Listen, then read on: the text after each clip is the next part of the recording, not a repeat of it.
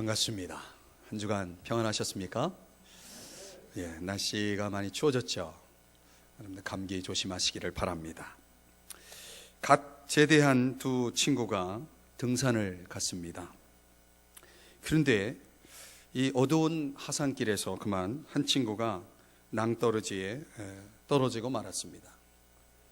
다른 친구가 다급한 목소리로 외쳤습니다. 아직 살아있나 오바. 그래, 살아있다 오바. 다친 데는 없나 오바. 그런 것 같다 오바. 다행이다, 다시 올라올 수 있겠나 오바. 그건 잘 모르겠다 오바. 무슨 말인가 오바. 아직도 떨어지는 중이다 오바. 네, 알아서 웃어주시네요. 여러분, 우리의 인생이 어떻습니까? 신앙은 또 어떤가요? 어떤 사람 아직도 떨어지는 중입니다. 올라가는 인생, 승리하는 인생, 상승하는 인생, 그런 신앙, 그런 인생을 살아갔으면 좋겠습니다. 80대의 노신사가 병원을 방문했습니다. 9시에 약속이 있다고 하면서 이른 아침에 오셔가지고 빨리 이렇게 진찰해달라고 재촉을 합니다. 의사 생각에는 좀 시간이 걸릴 듯한 그런 검사가 필요한데 왜 이렇게 서두르시는지 물었습니다. 왜 그렇게 서두르시냐고 물었더니 그 노신사께서 하시는 말씀이 요양원에 입원 중인 아내와 아침 식사를 해야 되겠다고 그러면서 이야기를 하는 겁니다. 그런데 이 노신사 부인이 알츠하이머에 걸려서 요양원에 입원 중이었던 거예요. 그래도 왜 그렇게 서두르시냐고 궁금해서 물었습니다. 그랬더니 어르신이 이제 아내가 약속 시간 늦으면 이제 부인께서 역정을 내시나요? 이렇게 이제 의사가 물으니까 하는 말이 뜻밖의 대답이에요. 아니요, 제 아내는 나를 알아보지 못한 지가 벌써 5년이나 되었어요. 이렇게 얘기하는 겁니다. 아니, 부인이 선생님 알아보지도 못하는데 뭐 시간에 맞춰서 그렇게 서둘러서 가야 할 이유가 무엇입니까? 라고 묻자 이 의사의 질문에 노신사가 미소를 지으면서 이렇게 대답했대요. 그녀는 나를 못 알아보지만 나는 그녀를 알아본다오. 여러분, 사랑이 뭡니까? 사랑은 원래 뜻이 생각하다는 뜻이래요. 과거의 옛날 우리 어른들은 누구를 생각하면 너 사랑하지? 이렇게 이야기한다고 했죠. 사랑하면 오래 생각하게 돼 있죠. 여러분의 마음속에 여러분의 사랑의 대상은 무엇입니까? 이런 언젠가라는 제목의 글이 있는데요. 보지 못할 때가 오리라. 할 수만 있으면 많이 보아라. 말 못할 때가 오리라. 따스한 말 많이 하여라. 듣지 못할 때가 오리라. 값진 사연, 값진 지식 많이 들어라. 웃지 못할 때가 오리라. 웃고 또 웃고 활짝 웃어라. 웃으세요? 싸우지 못할 때가 오리라. 자기 약점을 위해 마음껏 싸우라. 여러분, 다 때가 있는 법이에요. 지금 내가 해야 할 게 무엇인지 아는 지혜가 필요한 거죠. 우리가 그걸 할 수가 있어야 하는 것입니다. 동물은 본능에 이끌린다고 합니다. 도대체 저와 여러분, 그래도 신앙을 가졌다고 하는 저와 여러분은 무엇에 이끌려 살고 있습니까? 우리는 무엇을 사랑하고 있고 지금 우리는 무엇을 하고 있느냐라고 하는 것입니다. 오늘 바울이라고 하는 사람은 말씀과 성령에 이끌려서 우리가 지난주에 살펴본 빌립보라고 하는 도시에서 일어난 사건을 아시죠? 이 바울이라고 하는 사람이 어려움을 많이 겪었습니다. 그러나 그는 거기서 그의 인생을 그냥 끝내지 않고 하나님께 힘을 얻어서 데살로니가라고 하는 곳으로 가서 또 그의 일을 하고 있는 것을 보게 됩니다. 데살로니가라고 하는 도시는 어떤 곳이냐면 소위 말하면 우리 현대로 말하면 부산과 같은 아주 큰 도시였다고 합니다. 당시 인구가 약 20만 명이 살 정도로 거대한 도시. 지금은 별거 아니지만 그때 당시에는 대단한 도시죠.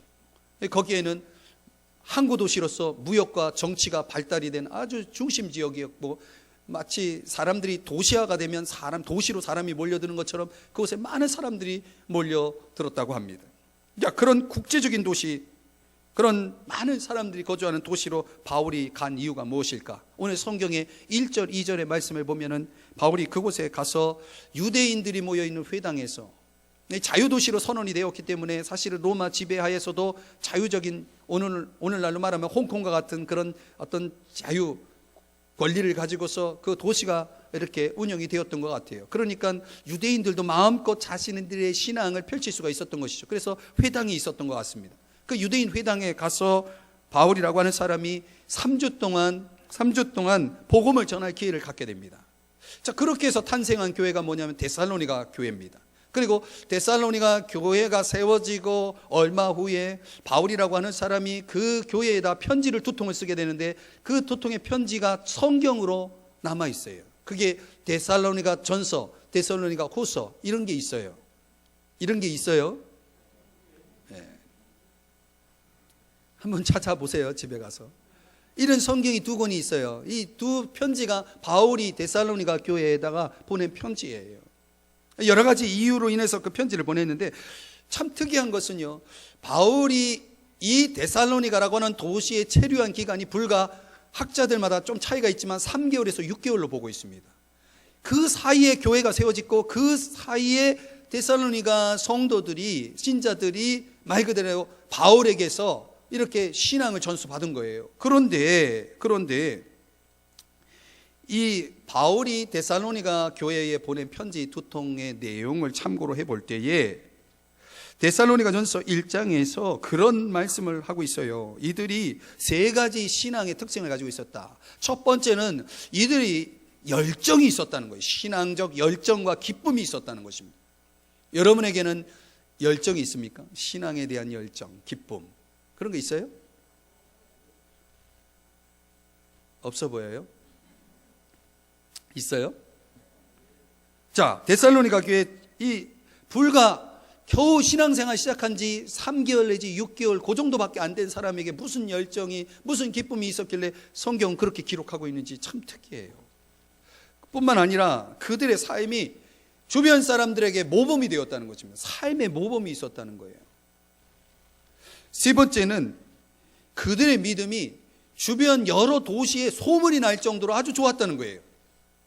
도대체 우리가 보면은 어린 신자고 초보 신자인데 그 불과 몇 개월도 안 되는 신앙생활을 한 사람들의 평가가 이 정도로 좋은 평가가 3가지가 나와 있는 거예요.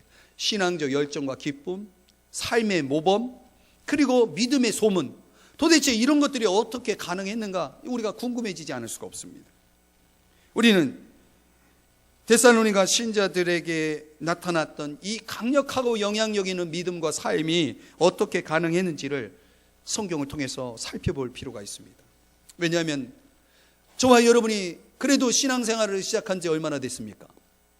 어떤 분은 상당히 오랜 시간 신앙생활 안에 있었을 것이고, 우리 중에는 정말 불과 몇 개월 안 되는 신앙인도 있을 수 있습니다. 우리 모두에게 사실 도전이 되는 거예요.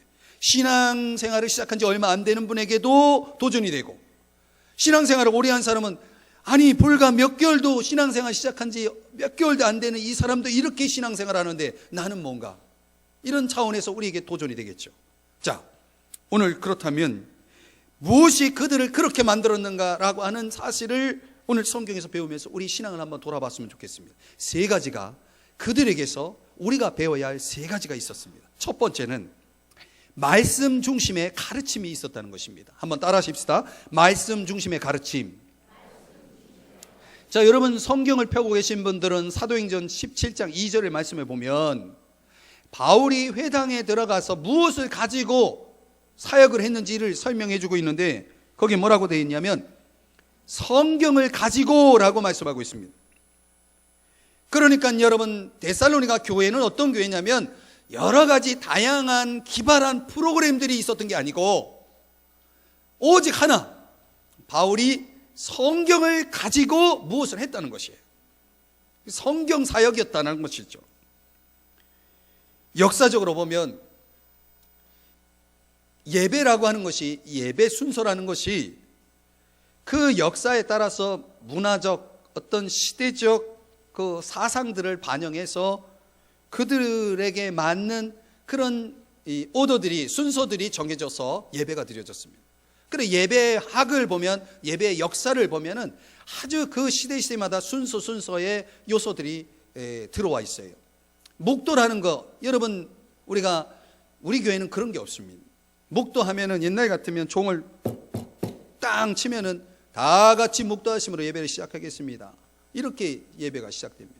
그 여러분, 그 목도가 왜 들어왔냐면 하도 사람들이 떠들어가지고, 그 떠드는 사람 조용히 시키려고 땅땅땅, 자 이제 예배를 시작하려니까 좀 조용히 하세요, 이런 의미에서 목도가 들어왔다는 거예요. 우리 한국교회 예배사를 보면 그래요. 교동문도 그렇고 여러 가지 신앙적인 요소들이 들어와 있는데, 그런 것들은 다 예배학적인 의미에서 그 시대가 반영이 되고 또 성경의 어떤 의미들이 반영이 돼서 예배 순서들이 정해지는 거예요. 그런데 그런 것들은요, 교회마다, 교단마다, 또 목회자마다 그런 주관이 있어요. 이게 분명히 성경적인 어떤 그런 신학적인 어떤 그런 입장에서 그런 순서들을 정하는 거예요. 그런데 그런 것들은 얼마든지 바뀔 수가 있어요. 그런데 여러분, 중요한 게 있습니다. 절대로 바뀌어지지 않는 것이 있습니다. 절대로 변해서는 안 되는 것이 있습니다. 그게 뭡니까? 말씀인 것입니다. 여러분이 이 한국교회 어딜 가도 여러분 똑같은 예배를 드리는 데가 없습니다. 그런데 그들이 가지고 있는 공통점이 하나 있습니다. 어느 교회를 가든 그 교회가 전통적인 교회고 보수적인 교회고 진짜 정상적인 교회라면 그 교회는 무엇을 가지고 있습니까? 성경을 가지고 있는 거예요. 여러분, 그래서 바울은 변하는 것에 집착하지 않고 변하지 않는 하나님의 말씀, 이 복음의 말씀에 집중해서 성도들에게 그 복음을 가르쳤다는 거예요. 그런데 오늘 성경을 한번 2절 3절을 보시겠습니다. 자, 거기에 2절 끝부분에 중요한 단어가 나옵니다. 바울이 성경 사역을 세 가지 차원에서 접근했음을 알 수가 있습니다. 첫 번째는 강론하며, 이거 헬라어로 디엘락사토라고 하는 단어를 쓰는데 이게 무슨 뜻이냐면 토론하다, 의견을 교환하다, 변론하다, 이런 뜻이 있습니다. 그러니까 바울은 오늘날로는 우리가 설교 시간에 여러분들에게 제가 질문하고 가끔 뭐 이렇게 던지지만 여러분의 답변을 기대하는 것이 아니고 여러분들의 호응을 이렇게 끌어내기 위해서 제가 던지는 팁이에요. 그런데 사실은 바울이 성경을 가르칠 때에는 이렇게 사람들에게 질문도 던지고 그들의 의견도 들어보고 그들의 의견 속에서 잘못된 걸 변론시키고 하는 그런 작업, 이런 강론적 작업이 있었다는 것입니다. 이걸 가르쳐서 오늘날로 말하면 강의 사역이라고 말합니다. 제 설교 스타일이 여러분 아시는 분, 느끼시는 분 있겠지만은 뭐 목사님들마다 이렇게 설교하는 스타일이 있어요. 저는 본문을 중심으로 해서 끌고 가는 강의 사역을, 설교 사역을 하고 있는 사람입니다. 그런 차원에서 저는 가급적이면 본문을, 의미를 풀어가는 그런 차원에서 여러분들에게 말씀을 가르치는 사람이에요. 이런 것들이 편한 사람이 있고, 어떤 사람들은 그냥 여러 가지 주제를 가지고 이렇게 삶의 주제를 가지고 다루는 그런 설교를 좋아하는 사람도 있고, 다 다양합니다. 그런데 어떻든 저는 이런 확신이 있어요. 말씀이 그 사람에게 정말 중요하고, 그 사람 말씀을 받을 때만이 그 사람이 변화될 수 있다라고 하는 확신이 있기 때문에 이런 성경 중심 사역을 제가 하는 이유가 그렇습니다. 우리 교회를 이렇게 등록하고 다니신 분들은 알겠지만 우리 교회 프로그램 별로 없습니다. 그래서 주중에 이루어지는 거 보면 다 말씀을 가르치는 시간밖에 없어요. 물론 하미소 아카데미나 여러 가지 다양한 문화적인 접촉을 하고 있지만 그것은 우리 교회가 지역사회와 함께 소통하기 위한 방편이지 그게 메인은, 핵심은 아니에요. 우리 교회는 말씀 중심의 사역을 하고 있는 그런 교회라고 생각하면 됩니다.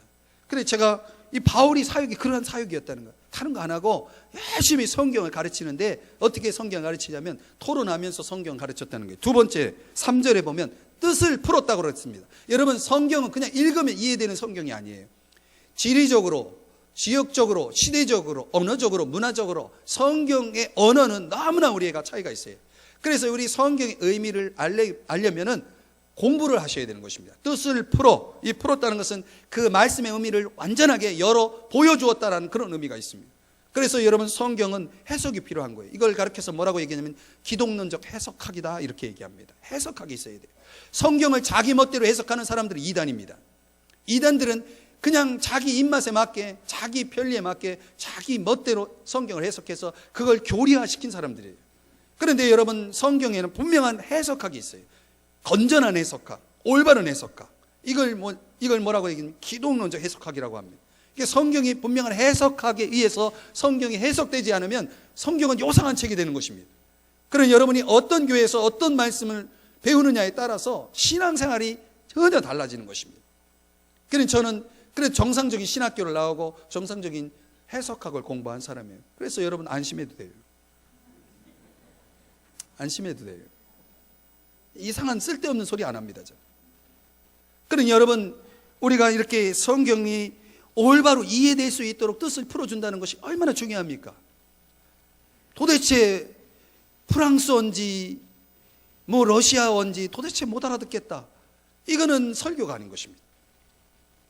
그래 바울이 그렇게 뜻을 풀어줬다는 거예요. 그 다음에 세 번째는 뭐냐면 여기 증거했다라는 단어가 나오는데 이거는 어떤 증명의 방법으로서 뭔가 중요한 자료를 제출했다 이런 뜻을 가지고 있는 단어입니다. 다시 말하면 성경이 왜 이러한가, 왜 이런 의미가 있는가, 왜 이런 뜻인가 라고 하는 것을 그 근거를 성경 안에서 제시했다는 것입니다. 자료를 제시했다. 이게 얼마나 중요한 이 성경 접근 방법인지 몰라요. 이런 것들을 통해서 우리는 성경을 해석하고 이해하고 받아들여야 하는 것이죠. 그러니까 바울의 사역이 말씀이 아주 모호하고 그리고 잘 못 알아듣겠다 이런 게 아니고 말씀이 너무 선명하게 분명하게 그 말씀이 깨달아지도록 성도들을 이렇게 돕는 사역을 했다는 것입니다. 그래서 바울의 사역은 강의 사역이고 해석학적 사역이고 복음 중심적 사역이었다는 것을 보여주는 것입니다. 그걸 통해서 사람들은 바울의 메시지를 통해서 예수님을 믿게 되고 구원을 받게 되고 생명의 역사가 일어나고 더 나아가서 이제 거기에 믿음에서 믿음으로 자라는 역사들이 일어난 거예요. 그러니까 그 짧은 시간에도 집중해서 하나님 말씀을 배우니까 그들의 믿음이 그들의 삶이 이렇게 놀랍게 영향력 있게 변화되었다는 사실입니다. 베드로전서 2장 2절에 보면 하나님의 말씀을 사모하라고 말씀하고 있어요. 사모하는 자에게 어떤 일이 벌어지냐면 구원에 이르도록 자란다. 여러분 성경을 자꾸 여러분이 알면 성경 말씀을 여러분이 먹고 받아들이면 여러분이 영적으로 성장하게 되어 있습니다. 자라게 되어 있습니다. 디모데후서 3장 15절 이하 17절의 말씀에 보면 성경은 우리에게 구원에 이르는 지혜를 주신다고 말씀하고 있고, 두 번째는 성경은 우리를 하나님의 사람으로 온전하게 하고 모든 선을 행할 수 있는 능력을 갖추게 한다 이렇게 말씀하고 있습니다. 그러니까 성경은 우리의 인격적인 성장과 그리고 우리의 삶의 수준을 바꿔주는 그런 유익한 책이라는 것을 성경이 밝히고 있는 것입니다. 그러니 여러분 성경을 가까이 하시는 거예요. 그래야 데살로니가 신자들처럼 이런 강력한 믿음과 삶이 나올 수가 있는 것입니다. 17세기 교육가인 요한 아모스 코메니우스라고 하는 분의 이야기를 한번 소개하려고 합니다. 이분이 뭘 얘기했냐면 인간의 지식 형성 과정을 아주 쉽게 세 가지로 설명을 하고 있는데, 첫 번째, 사람이 지식을 어떻게 형성하게 되냐면 감각을 통해서 형성한대요. 감각. 사람이요, 뭘 볼 때 눈을 사용하고 들을 때 귀를 사용하고 만질 때 손을 사용하죠. 이런 것들이 다 감각이 오감이 사용되어서 그 어떤 느낌을 통해서 우리가 지식을 형성하게 된다는 거예요. 그 어린아이들이 다 그런 느낌을 통해서 감각을 통해서 지식을 갖게 된다는 거죠. 여기서 끝나지 않고 두 번째로 뭘 얘기하냐면 이분이 건강한 이성이 있어야 된다라고 강조하고 있어요. 건강한 이성이 있어야 된다. 이 사람이 무엇을 이해하고 판단하고 비교하고 분석하고 논리화시키는 이 모든 것들이 무엇으로 이루어지냐면 이성으로 이루어진다는 거예요. 그런데 그 이성이 건강하지 않으면 사람들이 그 지식을 올바르게 습득할 수가 없다는 거예요. 축적할 수가 없다는 거예요. 그 사람이 이성이 건강하냐 그렇지 않느냐가 그 사람이 가지고 있는 지식을 형성하는 데 굉장히 중요한 역할을 한다는 것을 강조하고 있어요. 세 번째가 뭐냐면 감각도 중요하고 이성도 중요한데 여기에 바른 신앙이 있어야 된다 이렇게 말하고 있습니다. 여러분, 우리의 감각이라는 것이 이게 모든 걸 다 해결할 수 없어요. 우리의 이성도 모든 걸 다 알 수가 없어요. 왜? 우리의 감각이나 이성은 다 한계를 가지고 있기 때문에 그래요. 그렇지 않습니까? 그렇기 때문에 여러분, 우리가 보고 생각하고 알고 하는 것들이 우리의 이성과 감각에 호소하게 되면 거기 한계를 지니기 때문에 그만큼밖에 모르는 거예요. 그런데 그 이상의 세계가 있다는 거죠. 그 이상의 세계를 보도록 알도록 하는 게 뭐냐면 그게 믿음인 것입니다. 그래, 믿음이 필요한 거예요. 여러분, 사랑을 만져서 합니까? 진리를 본다고 합니까? 아니에요. 그런 것들은 다 믿음으로만 볼 수 있고 알 수 있는 것입니다. 그렇기 때문에 사랑하는 여러분, 저와 여러분이 이 믿음을 갖기 위해서는 무엇보다도 저와 여러분에게 필요한 게 뭐냐면 말씀이 선포되고 말씀을 배울 수 있는 자리에 적극 참여하실 수 있어야 돼요. 여러분, 올해 우리 교회가 어떤 표를 가지고 시작했냐면 믿음의 경과에 하나님께 영광을. 여러분, 하나를 시작하면서 여러분 스스로를 한번 돌아보세요. 여러분 믿음이 얼마나 변화가 있었는지. 여러분 믿음이 자랐습니까? 믿음이 성장했습니까? 믿음이 자란 사람들은 특징이 있어요. 여러분, 하나님의 말씀을 듣고 배우는 만큼 그 믿음은 자라는 것입니다. 믿음은 그냥 가만히 있으면 자라는 게 아닙니다.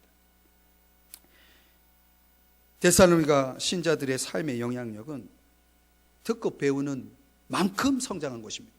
그 기간은 짧지만 그만큼 더 많이 들었다는 것입니다.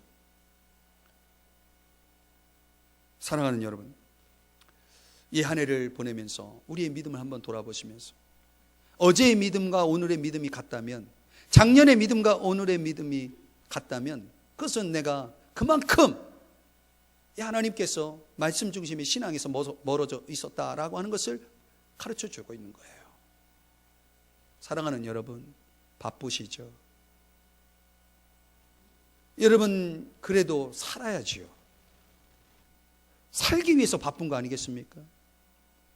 그런데 여러분, 우리가 육만 살아서는 안 되는 것입니다. 우리의 영도 살아야 하는 것이고 우리의 영혼이 자라야 하는 것입니다. 그렇기 때문에 여러분, 삶에는 균형이 있어야 되는 거예요. 아까도 말씀드렸지만은 이 코메니우스가 강조하고 있는 이 지식의 형성이라고 하는 것은 감각과 이성만 가지고 안 되는 거예요. 바른 신앙이 있어야 됩니다. 그걸 위해서 저와 여러분이 말씀의 자리로 적극 참여하시기를 주의 이름으로 축복합니다. 데살로니가 신자들처럼 될 것입니다. 두 번째는 데살로니가 신자들의 그 믿음의 그 삶의 강력한 영향력이 어디서 나왔느냐? 한번 따라 하십시다. 성령의 능력. 성령의 능력이 있었다는 것입니다. 오늘 우리가 데살로니가 교회에 대한 내용을 살펴보고 있기 때문에 그 배경이 된 편지 데살로니가 전서 1장 5절의 말씀에 보면 여기에 바울이 이런 내용을 소개하고 있습니다. 이는 우리 복음이 너희에게 말로만 이룬 것이 아니라, 바울이 아주 말씀을 탁월하게 가르쳤어요. 그러나 그것이 말로만 이루어진 것이 아니라 거기에 능력과 성령과 큰 확신으로 되었다, 이렇게 소개하고 있습니다. 여러분, 사람의 믿음과 삶의 영향력이라는 것이 단순히 하나님의 말씀이 지식으로 축적이 되고 지식으로 주어진 것으로 되는 것이 아닙니다. 말씀이 선포되고 말씀이 가르쳐질 때 거기에 성령의 역사가 있어야 되는 거예요. 여러분, 아무리 훌륭한 설교가고 달변가도 그 설교가 그 사람을 바꾸는 게 아니에요. 사람들을 변화시키고 감동시키는 게 아닙니다. 사실은 성령의 역사예요. 저는 사실 그걸 확신하는 사람이에요. 제가 아무리 설교를 열심히 준비하고, 어제도 새벽 2시에 들어갔는데, 여러분, 제가 설교 말씀을 아무리 애써 준비해도 말이죠, 그게 여러분의 마음을 감동하고 여러분의 삶을 바꾼다라고 저는 믿지 않습니다. 그 모든 것들은 다 성령이 하시는 일이다 저는 생각합니다. 여러분, 오늘 이 세 단어를 주목해 보세요. 능력, 성령, 큰 확신. 이 단어는 다 연결되는 것입니다. 성령의 역사해야 능력이 나타나고 성령이 역사해야 확신이 되는 겁니다. 여러분, 말씀을 들어도 믿어집니까? 그 믿어지게 하는, 확신케 하는 역사는 성령의 역사인 거예요. 그러니 여러분, 이 예배를 위해서 얼마나 많은 기도가 필요하고, 여러분이 이 자리에 나와서 하나님의 말씀을 그냥 귀로 한 귀로 듣고 한 귀로 흘려버리는 말씀이 아니라 여러분의 인생을 바꿀 수 있는, 여러분의 삶을 완전히 바꿀 수 있는 그런 말씀이 되기 위해서 여러분은 얼마나 기도하고 계신지, 성령이 역사할 수 있도록 얼마나 성령을 의지하고 간구하고 있는지를 묻고 싶어요. 그냥 이 자리에 와 있다고 여러분에게 무슨 일이 벌어지는 게 아니고 성령의 역사가 있어야 됩니다. 성령 하나님은 삼위일체 하나님이라고 말하고 있어요. 한 분 안에 세 분의 인격이 있는 거예요. 아버지가 계시고 아들이 계시고 성령이 계신 것입니다. 아버지 하나님은 우리의 구원을 위해서 계획하신 분이고, 성자 하나님이신 예수 그리스도는 이 땅에 인간의 몸을 입고 오셔서 우리의 죄를 대신해서 십자가에 죽으시는 역할을 하신 거고, 그리고 그런 2000년 전에 일어난 그런 사실을 우리 마음에 믿게 하고 깨닫게 하고 그 예수님을 주님으로 고백하게 하도록 영으로 우리 안에 들어오셔서 역사하시는 분이 성령 하나님이라는 분이에요.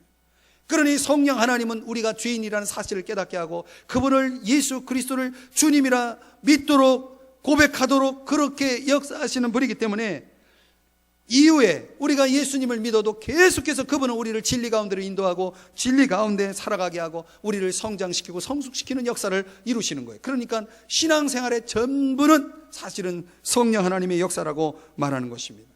사람은 할 수 있는 게 없어요. 사람은 연약합니다. 무능합니다. 언제나 자원의 빈곤을 가지고 있어요. 그러나 무한하신 하나님, 전능하신 하나님은 그 모든 그 무한한 자원 속에서 우리를 마음껏 역사하시고 변화시킬 수 있다라고 하는 것입니다.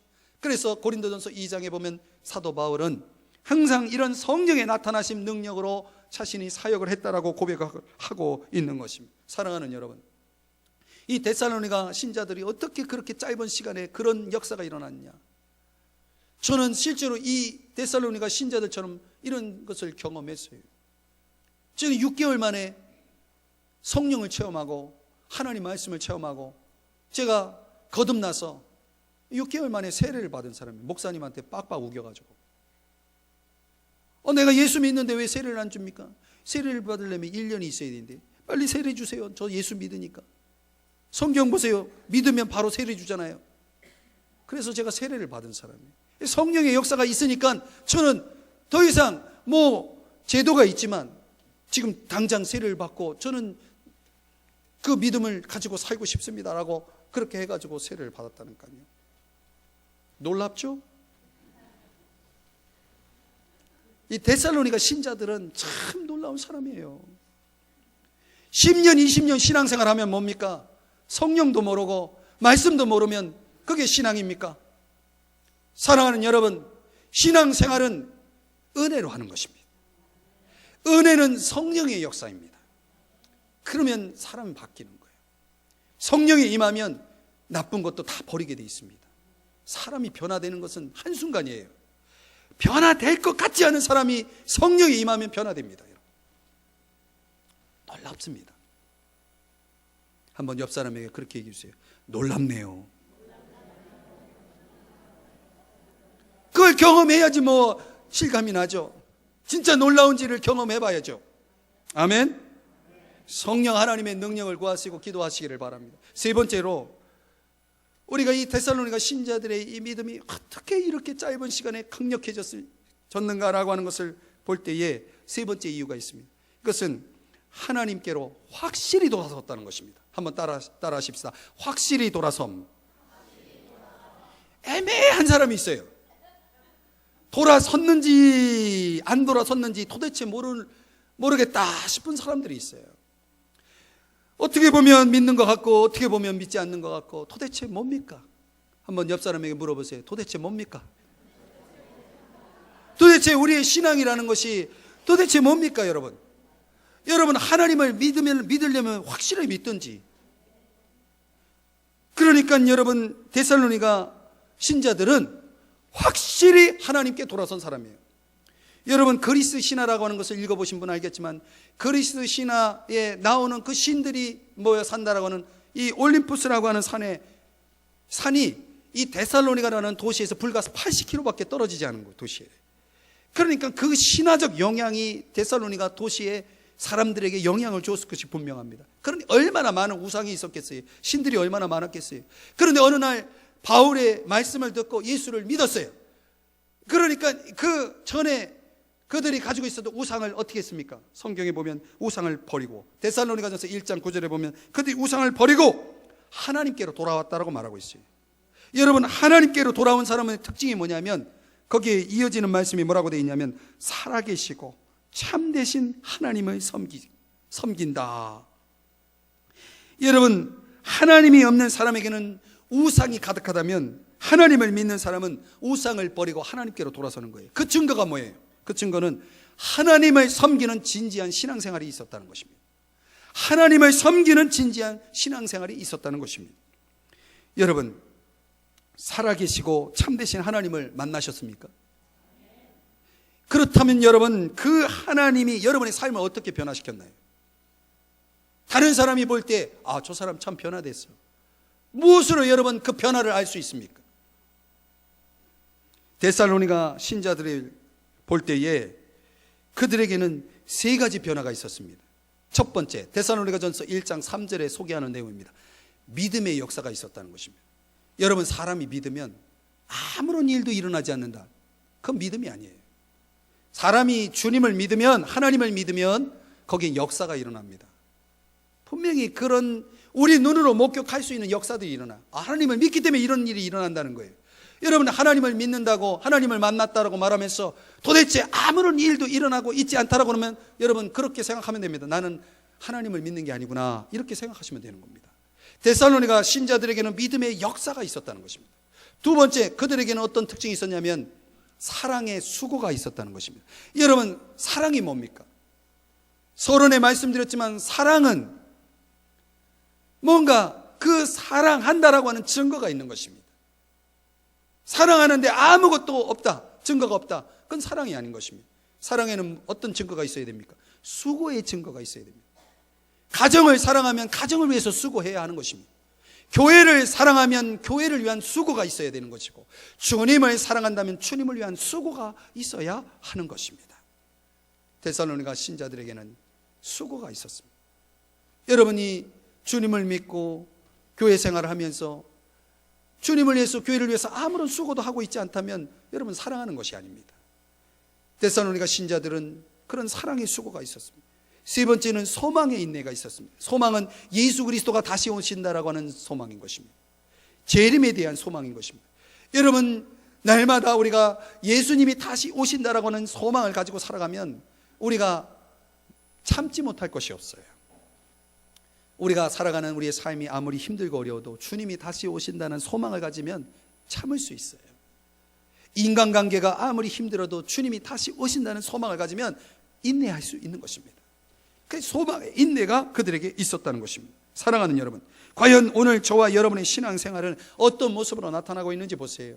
데살로니가 신자들은 그냥 믿는다가 아니고 그들에게는 믿음의 역사, 사랑의 수고, 소망의 인내가 분명하게 그들의 신앙생활 속에 진지하게 나타나고 있었다는 것입니다. 그것이 진정 하나님께로 돌아선 사람들의 특징인 것입니다. 사랑하는 여러분, 저와 여러분에게 그런 것이 있나 한번 보세요. 한 마을에 모두와 누군가, 아무나, 아무도라는 이름을 가진 네 사람이 살았대요. 잘 들으시면서 의미를 생각해 보세요. 어느 날 심각한 문제가 생겨서 네 사람이 회의를 했는데 토론 결과 모두가 그 일을 맡아 해결하기로 했대요. 하지만 모두는 누군가가 그 일을 할 것이라고 믿었대요. 그러나 아무도 하지 않았대요. 그러자 누군가 화를 냈대요. 그것은 모두의 일이었기 때문이에요. 사실 그 일은 아무나 할 수 있는 일이었어요. 그러나 아무도 하지 않았다는 것을 알고 모두는 누군가를 책망했대요. 집에 가서 깊이 묵상해 보시기를 바랍니다. 주보에 칼럼에 실을 테니까 한 번 더 생각해 보시기 바랍니다. 여러분, 내가 몸을 담고 있는 곳에서도 누군가 하겠지. 그 누군가가 누군가예요. 그렇게 물러섰다가 정말 아무도 하지 않아서 낭패를 당한 일은 없으셨나요? 내가 그 누군가가 되어야 하는 거예요. 그리스도의 손에 쓰임받고 있다라고 하는 정체의식을 한평생을 가지고 살아가는 사람을 우리는 그리스도인이라고 말할 수 있습니다. 심리학자 윌리엄 제임스가 한 이야기를 여러분에게 소개하면서 말씀을 정리해 보려고 합니다. 이게 윌리엄 제임스가 세 가지 인간이 가지고 있는 세 가지 자아에 대해서 설명하고 있는데 참 깊이 생각해 볼 이야기입니다. 그가 말하는 첫 번째 인간이 가진 자아 중에 첫 번째는 뭐냐면 물질적 자아래요. 이건 뭐냐면 사람이 자신의 신체나 소유하고 있는 물질에 의해서 자기를 평가하며 사는 존재를 가리켜서 말하는 것입니다. 여러분, 예를 들면은 골동품을 수집하는 사람들이 모여가지고 누가 잘났나 토론을 시작했다고 합니다. 그럼 물어볼게요. 누가 잘났습니까? 거기서 학벌이 좋은 사람이 잘났습니까? 아니면 인물이 좋은 사람이 잘난 것입니까? 골동품을 수집한 사람들이 모여서 누가 잘났나 토론할 때는 거기서 제일 잘난 사람이 누구겠습니까? 가장 좋은 골동품을 소장한 사람이 가장 잘난 것입니다. 사람이 마치 이런 식의 착각 속에서 살아간다는 거예요. 자신을 외모로, 돈으로 자기의 존재가 마치 그런 것처럼 착각하면서 동일시시키면서 그렇게 살아가는 것, 이런 물질적인 자아로 살아가는 사람들은 영원하지 않은 그런 것들을 붙잡고 있기 때문에 결국 불행하다는 것입니다. 두 번째는 사회적 자아. 이건 뭐냐면 내가 누구 친구냐, 내가 누구 자녀냐, 내가 어디를 나왔느냐, 어떤 학벌을 가지고 있느냐, 이런 것들을 가지고 자기를 평가하며 사는 존재를 가리킵니다. 그래서 이런 사람들은 빈둥지 증후군에 걸릴 수 있대요. 무슨 뜻이냐면 새가 이 알을 품고 그리고 부화시킨 다음에 이제 새끼를 낳으면 어떻게 합니까? 둥지를 버리고 떠난다니까요. 그러면 둥지에는 뭐가 남습니까? 새끼를 낳다니까요. 그러니까 둥지에는 뭐가 있습니까? 빈 둥지만 있는 거예요. 사람이 말이죠, 자기가 소유하고 있는 것들이 사라지면 빈 둥지만 남듯이 거기에는 허무와 절망만이 남아있다는 거예요. 그러니 여러분, 우리가 사회적 자아를 가지고 살아가는 것도 결국 인생을 불행할 수밖에 없다라고 하는 결론이겠죠. 그래서 이 윌리엄 제임스가 강조하고 있는 세 번째 자아는 뭐냐면 영적인 자아라. 영적인 자아. 사람이 외적인 것들로 평가될 존재가 아니다. 사람은 내면적인 세계를 통해서 평가되어야 한다라고 주장하는 것입니다. 그 내면적인 자아라고 하는 내 속에 있는 것이 뭐냐면 하나님이 우리에게 주신 하나님의 형상인 것입니다. 하나님의 형상이 얼마나 회복되고 보존되었느냐에 따라서 그 사람이 평가되어지는 것입니다. 우리 안이 얼마나 깨끗이 올바르게 보존되어 있느냐가 그 사람을 평가하는 기준이 된다는 것이, 이것이 영원한 가치고 영원한 평가인 것입니다. 사랑하는 여러분, 저와 여러분을 보면서 우리는 어떤 평가를 내릴 수 있습니까? 저는 우리가 물질적인 자아나 사회적 자아에 의해서 저와 여러분을 평가할 것이 아니고, 오늘 데살로니가 교인들, 이 신자들이 가지고 있었던 그들의 믿음과 삶의 이 놀라운 이 기준을 가지고 우리를 평가해 볼 때에 과연 저와 여러분은 정말 올바로 살고 있는지, 제대로 된 사람인지 평가해 볼 수 있지 않겠습니까? 바울이 말씀 중심의 가르침으로, 그래서 우리가 듣고 배우는 자리에 적극적으로 참여하고 함께함으로 성령의 능력이 함께하고, 그래서 그 성령의 역사를 통해서 더 나아가서 하나님께 확실히 돌아서서 하나님을 섬기고 하나님과 함께하는 진지한 신앙생활이 있을 때에 그러한 분명한 올바른 정체성을 소유할 수 있다는 것이 오늘 하나님의 말씀인 것입니다. 사랑하는 여러분, 누가 여러분들을 볼 때 참 부럽다, 참 본받고 싶다, 이게 진짜 신앙인입니다. 저와 여러분 속에서 이 시대의 어둠 속을 헤매는 이웃들이 희망을 볼 수 있어야 되는 것입니다. 그리고 우리 속에 있는 그 희망을 찾기 위해서 여러분을 따라서 우리 삼성중앙교회에 나올 수 있어야 되는 것입니다. 이게 주님이 저와 여러분에게 바라시는 삶인 것입니다. 기도하겠습니다.